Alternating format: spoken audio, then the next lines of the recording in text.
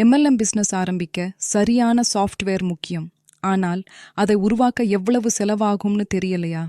இந்த வீடியோவை முழுமையாக பாருங்க. எம்எல்எம் சாஃப்ட்வேர் டெவலப்மெண்ட்டுக்கான முழு காஸ்டிங் அண்ட் முக்கிய தகவல்களை தெரிஞ்சுக்கோங்க. எம்எல்எம் சாஃப்ட்வேரின் காஸ்ட் பல ஃபேக்டர்ஸை பொறுத்து மாறும்.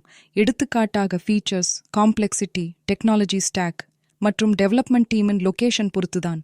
ஒரு எம்எல்எம் சாஃப்ட்வேர் எடுத்துக்காட்டாக பைனரி, மேட்ரிக்ஸ், யூனிலெவல் போன்ற அடிப்படை திட்டங்கள் டெவலப் பண்ண 50,000 ரூபாய் முதல் 1,50,000 ரூபாய் வரை ஆகும்.